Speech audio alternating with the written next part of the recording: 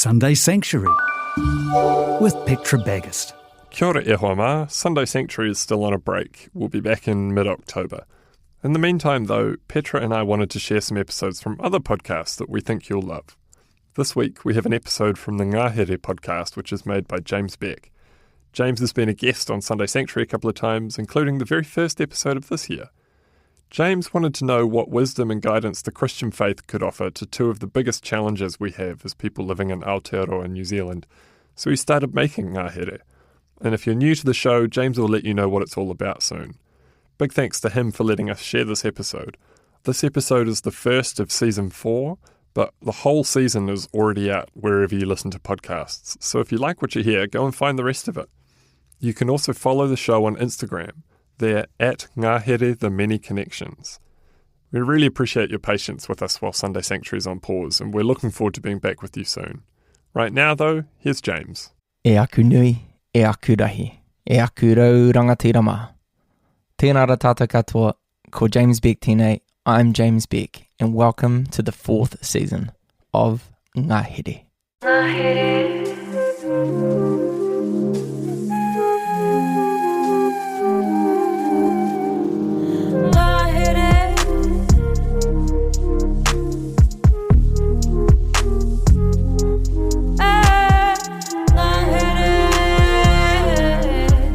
Ngā Here as one word in Te Reo Māori means the forest, but Ngā Here as two words, Ngā and Here, mean the many connections. We have been inspired by the Ngā Here to explore Ngā Here. If you haven't listened to Ngā Here before, then no mai, welcome. Over the past 3 seasons, Waiora Andrew and I have been on a haerenga, a journey, and in each season we have explored Ngā Here, the many connections and the many questions that so many of us have. Questions like, what does the Bible have to say about the state of our planet? And how do we live faithfully in a nation that is working through the implications of colonization? And how is the church called to respond to our aching world? So this season, we decided to travel from Otipoti, Dunedin to Makarora, from the coast to the Alps, to follow in the footsteps of those who have gone before us, to explore how human land modification is contributing to biodiversity loss and climate change, and to talk about how the Bible might help us to make sense of our place in the world, our whakapapa, and how the Bible might again invite us into hope-filled action. So, if you're keen, I'd love for you to come along on this crazy, beautiful journey with us as we explore Ngā Here, the many connections that exist between creation, the Bible, and living in Aotearoa.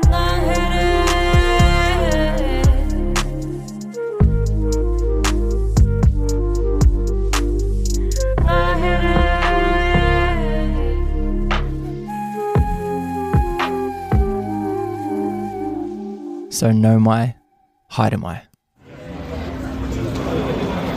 We started our journey where all good journeys begin, at Dunedin Airport. Look, we got the whole team back together. Here we are. He wāroa. Am I further south than I've been? Yeah. Nice. It turned out that Waiora didn't really know where we were. Hang on, what did you just say?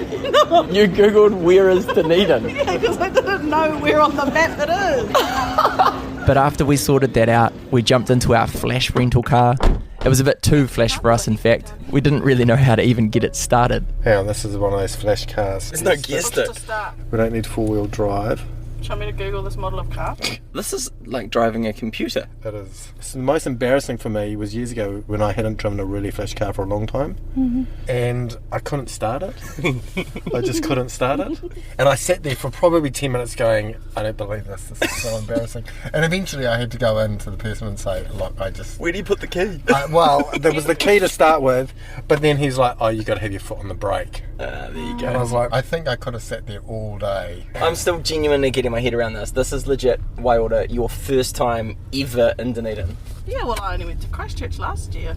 Not only did we have some issues working out where Dunedin was, We also had a few issues working out how to pronounce the name of the city with its Scottish roots. Well, how would you say it properly? Because is it Gaelic? It is Gaelic. Dunedin? It's the Gaelic form With of the accent. it's the Gaelic form of Edinburgh. Is it the Gaelic form of Edinburgh? Well, it's another form of Edinburgh. Oh, there you go. I'm learning. They basically transplanted Edinburgh. You know, some of the same street names. It's remarkable. Oh, also, boys, look, practical nails. Practical nails, they're not bright pink. I've said, Remember when I couldn't plant those trees? You had the gumboots, but not the fingernails. Recently had a very expensive manicure. Not this time. so I could get you to do some gardening at our Absolutely. place. Could I do it well? Not sure. Oh, you're literally looking at the map. So Ranfurly, Naisbury, St Bathans, that little area, that's where all of my ancestors are buried. Oh, cool. In and through there.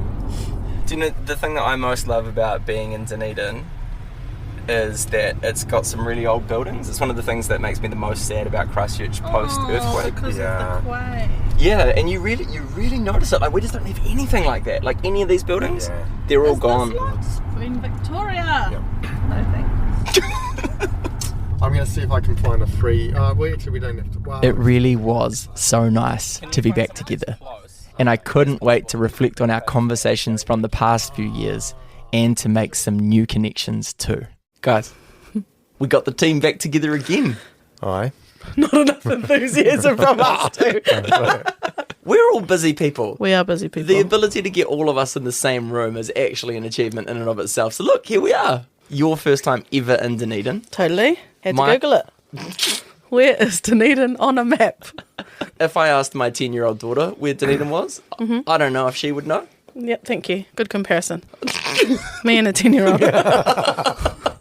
Right now, we are at the University of Otago in the theology department, sitting in your office, surrounded by how many doctoral theses, doctoral theses, doctoral thesi? Definitely not the last one. Theses. Theses. You got it right the first time. Yeah. It's not technically my office because I'm based in Wellington. The three of us have been on this journey for a while now. We've been working our way through the first few chapters of Genesis and discussing how they speak to our world today. And so I thought we should take a moment to reflect on where we had been before we jumped into the next section of the Genesis story. Season 1, we talked about Genesis 1, but the main thing we landed on was the cosmic temple and sort of the role of humans sort of being the bridge between God and all of creation and playing their part as image bearers and leading the whole of creation into worship. Yeah. It's a good summary. So good. Also, let's not forget the important story of the sleeping bag. The Season 1, I forgot mine. Oh, I thought you were going to... I didn't remember a sleeping bag. No, it's not a metaphor. It's not a metaphor. I was thinking sleeping bag in Genesis 1. And I was like, love my sleeping No, bag. the absolute saga of it all. I forgot mine. Did you Season bring one 2, this you time? forgot yours. Did you bring it this time? No, because Season 3, we all had our sleeping bags. Yep. Season 4, you said we don't need them. Yeah, you shouldn't need them. Excuse me, that's different. Yeah, no, you'll be fine. Thank you. You'll be fine. Brought my gumboots too. We'll see how it goes. Unused since season 2.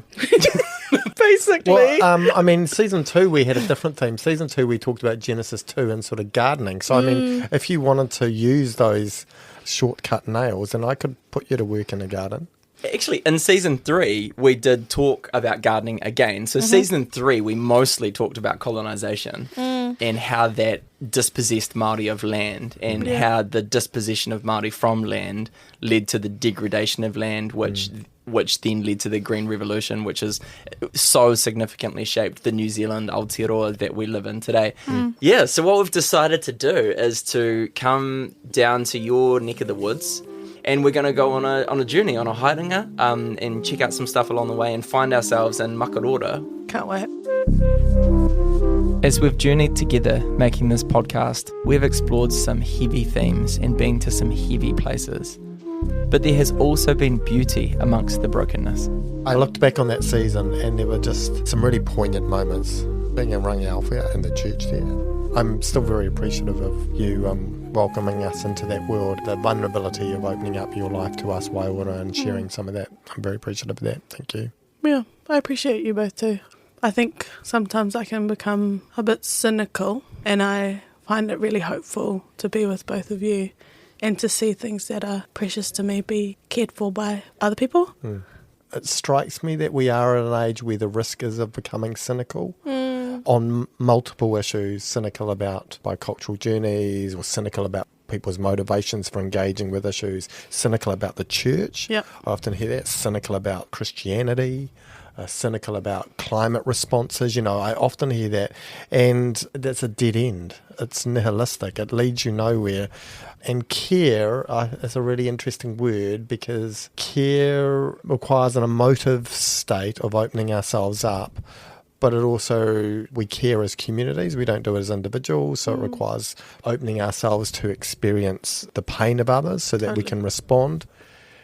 What might it mean for us to be more careful to ourselves, careful to each other, careful to other species, careful to land? In many ways, it's Genesis 4. Am I my brother's keeper? Well, yes. Should I be the caretaker of the garden? Yes. Also, yes. That's your mandate. You should be somebody of care. And if you're becoming cynical, then you can't care. So Totally. That's so helpful. I love how you described the process of season 3, Why Would I? And I think it actually is the process of what we're trying to do here. Is in some ways we're able to be careful and present and actually honestly look at the problems that we're facing, but then not become nihilistic about it and not become cynical, and actually look at the problem as well as the possibility, as well as the hope, as well as maybe the invitation of what the biblical narrative is calling us to, that we might live up to what we have been created for, rather than just becoming cynical and turning in on ourselves. Totally. Cynicism seems to me to be a coping strategy that lots of people are adopting as we face what is one of the most significant challenges that humanity has potentially ever faced. And that is the theme that we want to go after this season. There is a massive, massive issue that we are facing as humanity, and that is the collapse of our environment as we know it, the collapse of ecosystems, the collapse of economies, not that economies are the most important thing in the world, but essentially like civilization collapse as a result of climate change, biodiversity collapse. We don't know exactly what order those things are going to happen in, but what we can know by looking back is if we continue on the trajectory that we are on, we are setting ourselves up for some form of collapse, which is not going to be fun. And I wonder if that blinders on approach is just a way of coping with that reality, that it's so big and it's so terrifying that it's hard to look honestly at it and work out what it means to be faithful, what it means to be honest, what it means to grieve and lament, and what it means to take action and to have hope. I think there's also, as much as you talked about cynicism and denial, there's also a space for like ignorance. When you say collapse and you say crisis, I'm like, what crisis? And it is ignorance because it's chosen, because the knowledge exists to be known if I choose to go find it, right? But I haven't. So when I hear that, I'm like, that feels dramatic. It's like just quite hot. Or like you talk about the bees, or we hear about the coral reefs and stuff, and I'm like, and what is that to me? And what does that mean? Or what do I do with that information, you know? And similar to what you were saying, James, about it, because it's not immediate. When I hear collapse, I think of like quick. And it's happening so slow that I'm like, oh, what does that have to do with me? How does it affect me? Yeah, and that question of slow and fastness depends on our understanding of time. Within a human lifespan, we would say, oh, I don't see any change. What are you talking about? Like, I don't see any evidence of this going on. But that's because our lifespan is very short. Totally. But within longer time spans, which is what then scientists are working with, they go, you have no ideas at how quickly this is happening. And when you see it within a broader expanse of time, we've never experienced this as a species, Homo sapiens. Where we're heading now, it has never previously been these temperatures. I was reading something interesting the other day. You know, we know that the world 23 million years ago had 450 parts per million, of carbon dioxide equivalent in the atmosphere, and therefore it was a much warmer world. I don't know what that means, Andrew. Hang on, can I take a stab at this? So, I think this is how it works. Trees are amazing. Agreed. Trees are so amazing. Yes. Because they suck in carbon dioxide, breathe out oxygen. Yeah. And our world and its ecosystem is really dependent on the balance between those two things, between oxygen and carbon dioxide, especially for life. Yeah. And then every now and then there's like, I don't know, a casual meteor that hits the planet or volcanoes that hit the planet, and that releases a lot of stuff into the atmosphere, Correct. which changes the balance of the amount of carbon and the amount of oxygen. I didn't know that. And for the last like 12,000-ish years, things have been super stable, and there's been under 350 parts per million of carbon dioxide in the air, which has stayed relatively in balance because the trees keep sucking the carbon dioxide in and breathing out oxygen again. Okay. And then there's other things like At like a algae consistent rate. it stayed pretty consistent. But over the last 100-odd years, we have started as humans burning fossil fuels, and those fossil fuels have pumped heaps and heaps of carbon or greenhouse gases into the atmosphere. And we have watched over the last like 20 years, those numbers just go up and up and up and up. So there was this massive cause to say, let's stay under 350 parts per million. And we have sailed past that. We're now in the like early 400s. And if we look back in time to our fossil record, we know that when the world's atmosphere gets above 450 parts per million, temperature changes drastically. And when temperature changes drastically, that changes the whole ecosystem of planet Earth. And as humans, we have existed within this essentially bubble for the last 10,000 odd years where things have been really stable. And now we have changed it dramatically. And the pathway forward from here, if it continues on the track that it's on, is looking pretty bad. Crisis. Yeah, and that's why words like collapse Scary and crisis, which are scary words, are not even a stretch. Yep, that makes sense. They're a definition of the reality that we're experiencing. But at the same time, they're kind of not. Because the speed at which it's happening, it's still kind of easy to ignore. Yeah. It's easy to deny. It's easy to be skeptical. It's easy to just not know and just to be ignorant. And then it's easy to know and then just distract ourselves from that reality. Yeah, mate, and that you could get me going here on large multinational companies who, in an attention economy, that's what they do. They distract us from the things that are important by keeping people scrolling through their screens, which essentially is a form of distraction. I think we should name these 4 things because I wonder how much they're going to come up as themes for us. So, cynicism. The second one we went after was Distraction. Ignorance, and we went after denial.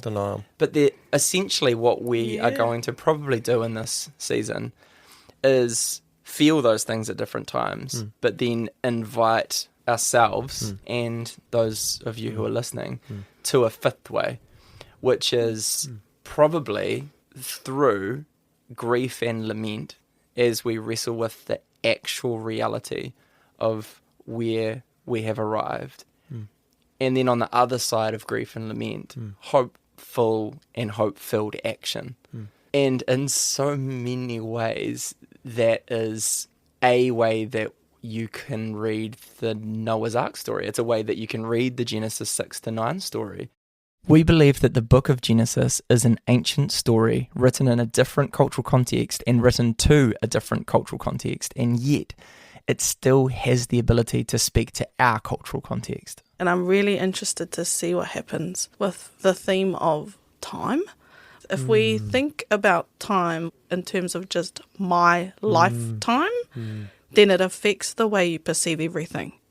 In Te Ao Māori, I've experienced people that have a much greater sense of connection to a long past and a much longer vision of the future. Totally. Both that present sense of what would my ancestors think, because for everything that they went through and the choices that they made to set me up to be here, so I need to represent them well, but also I'm making decisions now on behalf of my mokopuna and generations that will come after them. And so my role is to be a kaitiaki in the present that represents both the past and the future well. Very that. So when like people talk about mokopuna decisions, it is, like you say, both ways. Like, so it's you as mokopuna of your ancestors, and then the mokopuna that you will have, and the things that were hard for people, so things could be easy for you, and things that might be hard for you, so they can be easy for someone else. And so thinking beyond yourself both ways. So it's like, a big, long line, and you're just like a little section of it. But it's the same line, which can sometimes feel overwhelming. Yeah, overwhelming, but it's not only you. Mm-hmm. So you're not the only body who's responsible. There's a broader community of people here. Totally. So your job is simply to do this moment well. Yes. I'm thinking theologically then for us as Christians, say going back to climate realities, which is the sense of overwhelming dread that people feel and anxiety is a sense in which it's all up to them. Well, actually some of those realities are they're way outside of our control. They're actually going to be over multiple generations. And so the task is simply to say, what does it mean for us to live well in this moment and to do that within communities of people, say within the church, rather than feeling like we're taking on board, which is again an exceptionally sort of modern capitalistic idea, which is there is a problem and now we need to find the solution. The technological solution, so we will solve this problem in our lifetime. Well, as soon as we take that approach, what we've done is we've truncated time into what you were saying before, Wairua, back into our lifetime, and therefore thrust upon ourselves all this responsibility again of finding the solution. Yeah. The very approach in terms of time and technological solutions which has got us into the conundrum we're in. Yeah. And of course, critical then within all that, kōrero as well, is an understanding which is there is somebody who has invited us into that, and therefore there is another agent at work in the world who is walking with us and present with us by the Spirit of Christ, empowering us and participating with us and encouraging us. That seems to me to change the dynamic as well. And again, at least theologically one would say, and that person is the one who's been present forever through this expanded sense of time again, therefore is a spirit that was present with my loved ones. Amen. And the ones who will come after me. Yep. And so a big part of this is a journey to find our place within the big story. And that big story, in so many ways, is actually Christ's story, which he invites us to partner with him in. While we were at Ōtākau Whakaihu Waka, Otago University, we had the absolute privilege of meeting Daphne Lee. So, I'm Daphne. Kia ora. I'm James. Hi, And this is Wairua. Hi. Daphne is a professor of geology at the university and a world-leading expert on ancient fossil forests. It was such a gift to sit with her, to hear her story, and to see the passion and curiosity that she has for the natural world. Now, do you want to sit? Shall we all sit down? I'll go and get another comfortable chair. Well, Daphne got a chair. We picked up a couple of fossils. So these are 23 million years old. Wow, we're allowed to touch them. Yeah. Anyway, Okay. here we are. Right, do you want to go right back to the very beginning? Please. Okay, right. I grew up on a sheep farm in Southland with the Mataura River running round two sides of it. I, as a child, and my younger siblings spent a lot of time, had a lot of really beautiful rocks and, different kinds of stones and things. And even though I had no idea what they were, I used to, of course, as kids do, collect them and so on. And I had my own very extensive shell collection, some of which I still have. And I probably started collecting them when I was maybe 7 or 8 or something like that. And I can see already that there are some children that like to collect things. They like the natural world and they like to collect things. And it's funny, when students come and talk to me about what they like to do and so on, and you ask 2 or 3 questions and you find out they're that kind of former, child that's curious about the natural world. Daphne was so interesting, but I was a little bit distracted by all of the amazing things surrounding us as we talked. We are sitting in the Geology Museum at the University of Otago in Dunedin, in one of the oldest buildings on the oldest university in New Zealand. And we're actually sitting in the Geology Museum, which has got the teaching collections of minerals and fossils and maps and, so who wouldn't be interested? I was so interested and I had so many questions about the fossils. but I wanted to know how Daphne's faith and her work intersected. So I come from a Presbyterian background, and so in terms of faith, I think the thing that was a problem was the age of the earth thing. And that still is a problem, sadly, for people. And I've always thought that if you believe that God is the creator, he created time, and so the idea of us being sort of restricted to the idea that the earth was created in 6 days as we understand them is kind of just, it doesn't really make sense to me. And then once you become a geologist and you know about the time that it takes for something like coal to form, for example, and you know that our concept of time is much, much greater.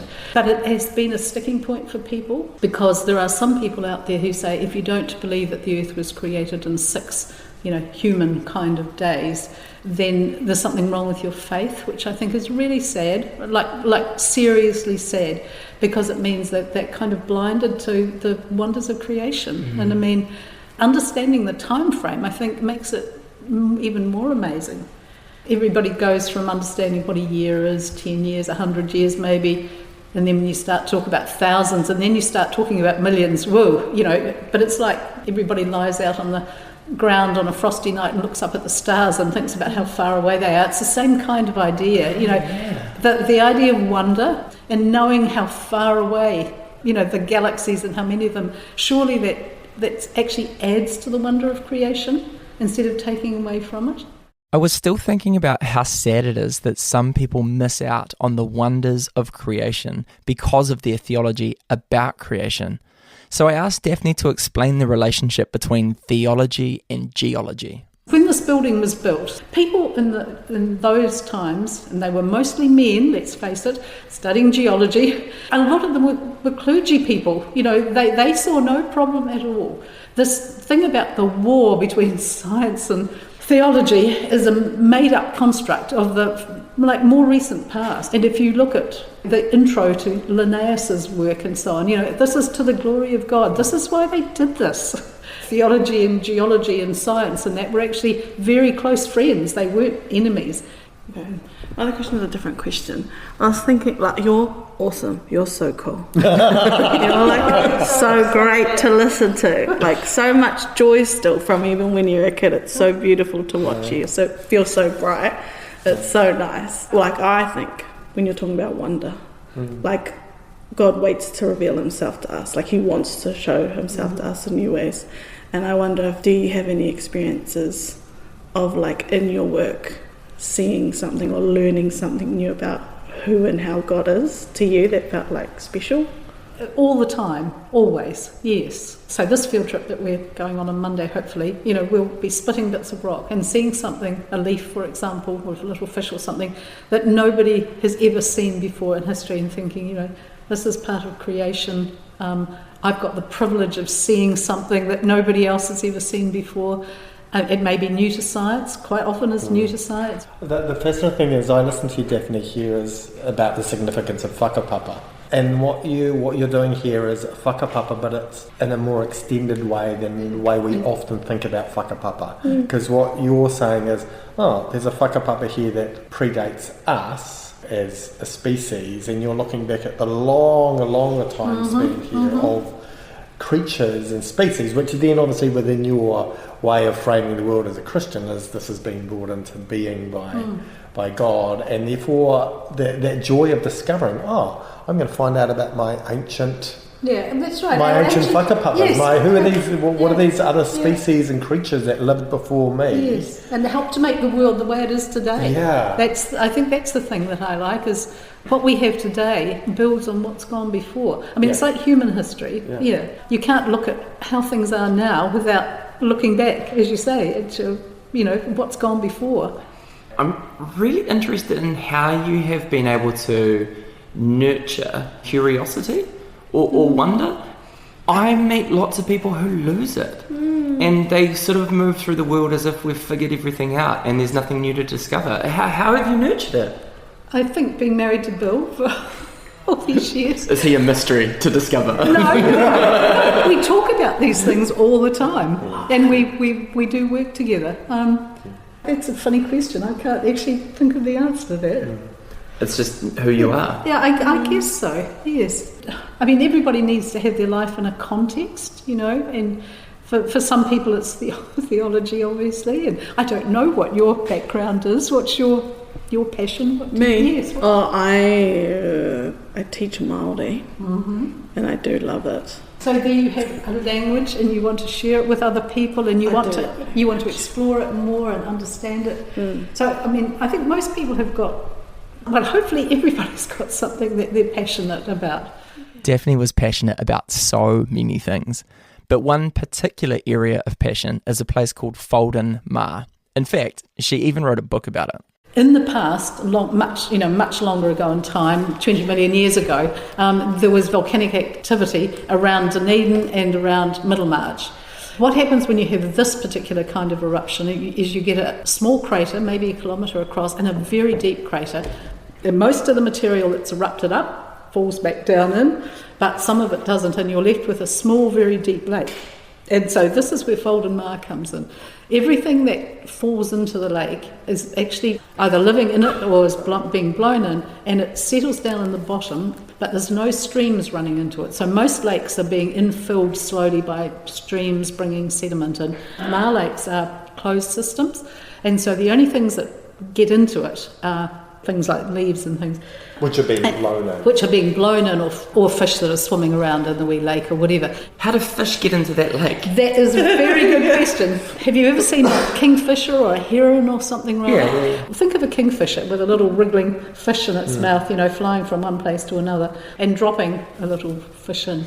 And so I guess if it was like freshwater rivers up around that part, they would have been quite nearby. Yes. A bird catches it and then and goes over there and drops it. Perches on a branch and drops them. I've had that question my whole life. Yeah. Thank you so much for answering that. Well, we don't know for sure, but the other thing is that two of the fish that we find in Folden, so there's the little galaxids and eels, can actually move across wet ground a long way. Have you ever seen an eel? My brothers used to catch eels, on the farm, and if you let them off in wet grass, they would wriggle back into the river. Daphne placed a fossilised leaf into my hand, and it was so detailed. It was actually one of the fossils that Daphne had found at Folden Ma. How long ago was this leaf alive? 23 million years. We've dated this really precisely because we know the date that the volcanic eruption occurred that made the little lake. So you're holding something in your hand that's 23 million years old. It's unbelievable, isn't it? What's that? I mean, they're how well preserved. They're beautiful. I'm looking at this leaf here.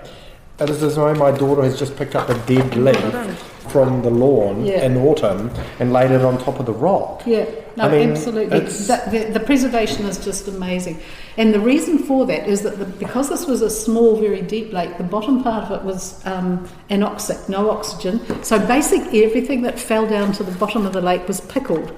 And so that's why these fossils are so beautifully preserved. This is a really, really unusual situation.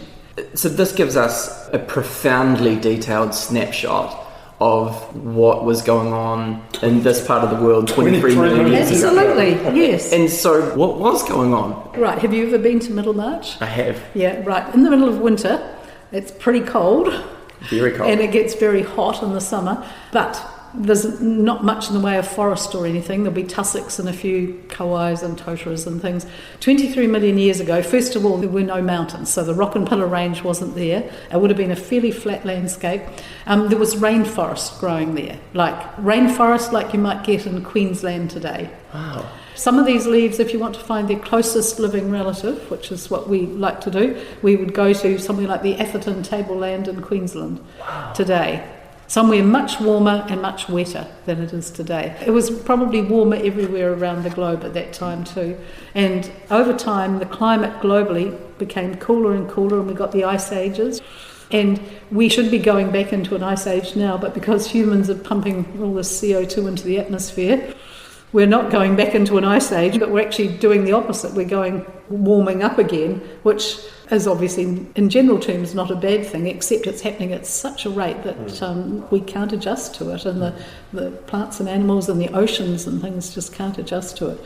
So what we really want is a stable climate, and actually humans have been we've been very blessed over the last few thousand years to have a fairly stable climate worldwide, which has enabled our civilization as we know it to flourish. So when you talk about climate, and you're talking there over hundreds of thousands of years, is there a way that you can tell us from research what the parts per million of carbon dioxide was in the atmosphere 23 million years ago?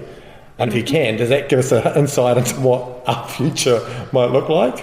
Yes, that's a very good question, and that was something that we were really interested in. And one of the reasons we got funding was just because we said we can probably, with our research, tell you what the climate was like back then, and that will give an idea of what the future climate might become with the experiment that human beings are doing right now. Because really the only way to be sure about what's going to happen in the future is to look back into the past.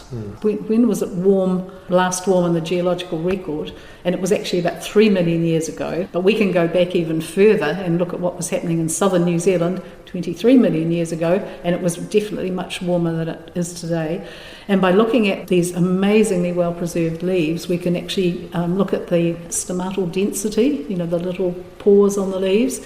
And which is amazing when you look at them, because you can see them. Well, these are actually not good specimens. These are the ones we use for kids to play with. So they're not good ones, but... Wow, good specimens must be amazing then. Well, they are. Have a look at the one in the book. Okay. You can actually see every detail of the cell structure and so on. So it fossilised the cell structure. That's what I mean. Yeah, and you can count the stomata on a leaf. And so one of my former PhD students, actually two of them, worked together on looking at exactly this thing.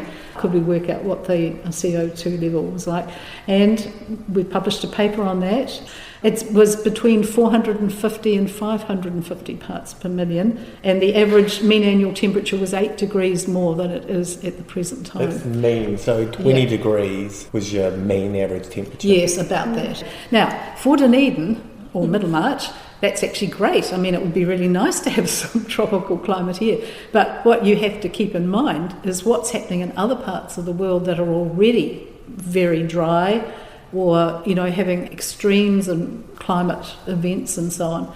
And so what might look on first glance as being a really nice thing for some parts of the world, that is disaster for probably most other parts of the world. It would be catastrophic, would it not? Yeah, absolutely catastrophic. So you can use looking at these past, very, very special sites to predict what might be happening in the future. Sorry, if I'm hearing you right, am I saying that when you can date with accuracy what's going on in a particular place, and then when that particular place gives you incredible data because of the fossil record, you can then compare and contrast that with other really specifically dated sites and then work out what was happening in the world in different places at the same time. Yeah, and through time as well, yes. It's so incredible.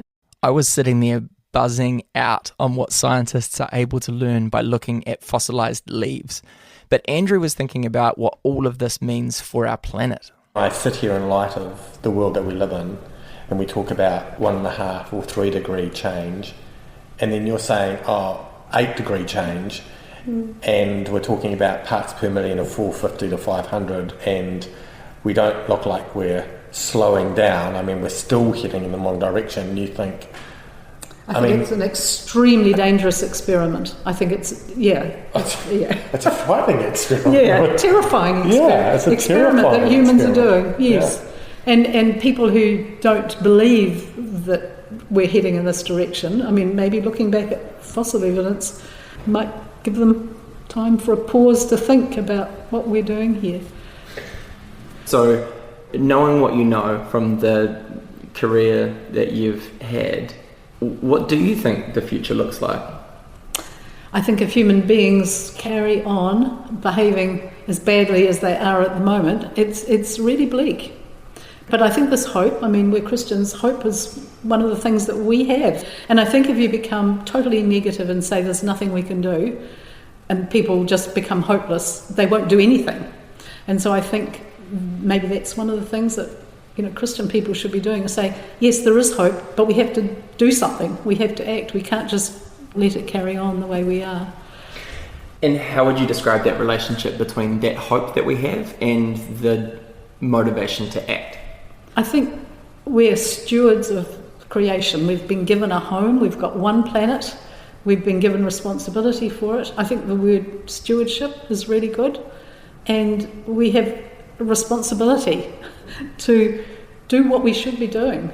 And we have to have hope for the future. There's no point in saying, well, it's too hard, we can't do anything, we're just going to carry on, and who cares about what's going to happen to our children and grandchildren and great-grandchildren. And I think people who've got crazy ideas about moving to the moon or Mars or something other, I mean, that huge amounts of money that are poured into that could probably solve our climate crisis right now.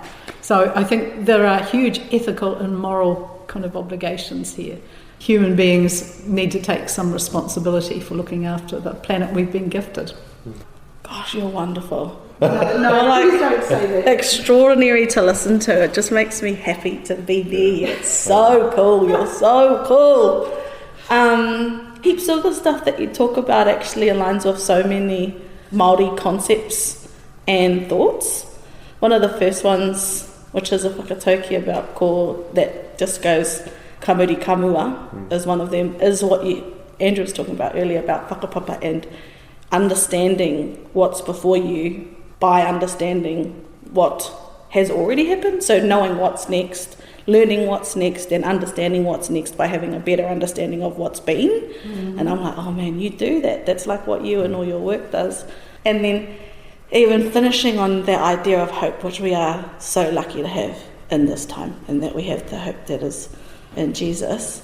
There's also another whakatauki about crayfish, which is he manako te kaura e kore ai, which is that just wishing for a crayfish is not enough, and hoping is not enough. You actually have to enact the hope, go out and dive for it, put your pots in the right place. So yeah, like lots of people have all these hopeful ideas, but unless we do something about it, nothing will change. So it's just like really cool listening to you. Can I just say, I think we've got a fossil crayfish. Can we look at it? Let's go look Can we look at it and have a photo with it? Oh, well, I hope I can find it. I think it's over this thing. Well, just wishing's not going to find it. A fossil freshwater crayfish. Look at that. Wow. See? That is so cool. I won't try its Latin name. Paranephrops. Thank you. Age? Probably about Miocene, probably maybe 20 million years, something Okay, like so that. Yes, whakapapa. and this is an ancestor. This is whakapapa for Tupuna. modern kura. Yeah. Yeah. 20 million years ago. So this is, you know what a Igneous, is that right? igneous is volcanic. Yes, so and the- metamorphic. well done. I would have loved to have had you as a teacher. I don't know about that. Anyway, you know Nautilus in the modern ocean. There's one of our beautiful fossil ones, much bigger than the modern ones. Is that because there was more oxygen in the air? No, Or- just different species, and this one's now extinct. But it's pretty nice, isn't It's it? huge. And there's another one that's from the Jurassic. So this was living at the time when dinosaurs were roaming around the place. But which day of God's creation did the dinosaurs happen on? I'm joking. I'm not going to, don't you dare. Don't you dare.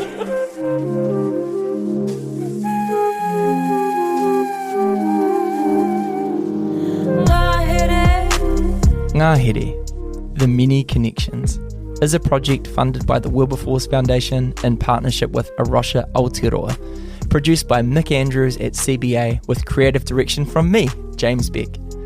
Our music was created by the wonderful Chris Williams. Check him out on Spotify. Follow Ngā Here on social media to stay in the loop, or give us a review and a rating on Apple Podcasts so other people can find us too.